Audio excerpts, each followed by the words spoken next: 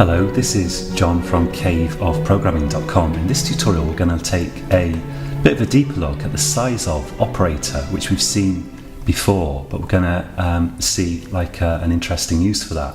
So just to remind you, if we create a variable like this, let's say int value equals 34, we can do this: cout size of value endler. And if we run this program, might have to build it. Let's go to project, build project, and let's run that.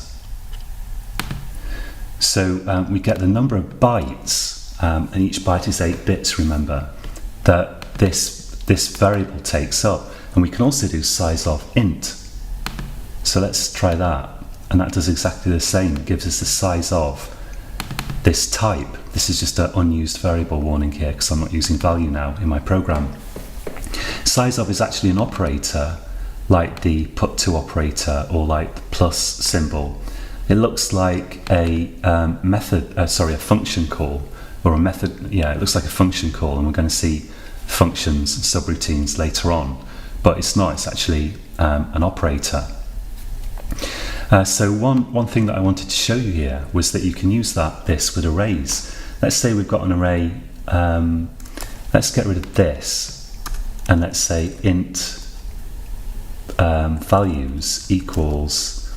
Let's just have an array of values here. So I'm going to say I'm going to put some values in there. Let's type the semicolon first, and just some random values. We can iterate over that with a for loop, so we can say int I equals 0, I less than, in this case it's going to be less than 4 because there are 4 values here, I++,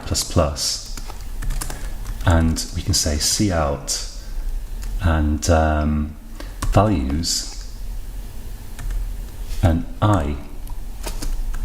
Let's just output an endler there.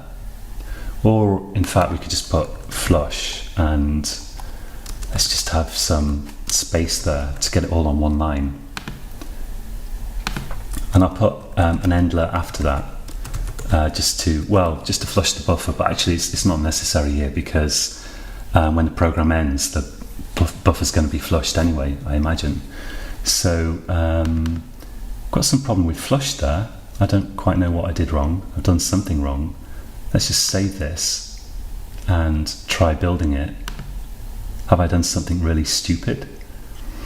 It's complaining that scalar object values requires one element in initializer. I forgot to put the brackets on the array here. Very silly. There we go. Sorry about that. So let's go to project, build project, and yes, now we can run this. So we get 4734.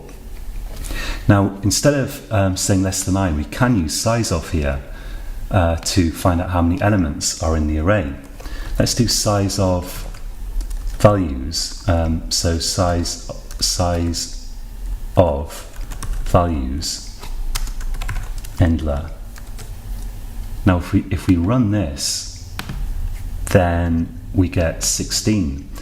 So this takes up 16 bytes because each int is 4 bytes and we've got 4 ints. And we can also do cout size of int because we've got ints in our array, so we're interested in that. And if we run this, we see that we get, of course, 4 as we've just seen. So if we divide the total size of the array by the size of the elements that are in it, then we're going to get the number of elements in the array. So instead of having 4 here, we can say size of values divide by size of int. So divide by is this / sign in C++ and most programming languages. And if we run that now, then it works exactly as before. Not sure what the warning is here. It's saying we're comparing signed and unsigned integer expressions. That's because sizeof is actually returning a unsigned int, and here we're comparing this. This is a signed int by default with an unsigned value here. So what we can do to fix that warning is just put in unsigned int there, and if we build that now, the warning will go away, and it works just as before. So not all compilers give you that warning. There's nothing really wrong with comparing a signed and unsigned value as far as I can see, but I got that warning here, so we fixed it. Unsigned, you'll recall, means just that the value can't be negative, so an unsigned int can't be negative. Okay, that's it for this tutorial.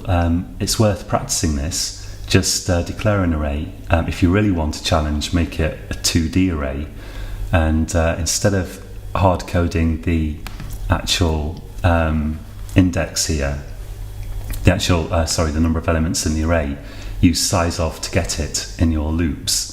So 2D array, you can do this as well, but it's going to be a bit challenging. You can have a go at that if you're feeling ambitious. Otherwise, try a 1D array. So that's it for this tutorial, and until next time, happy coding.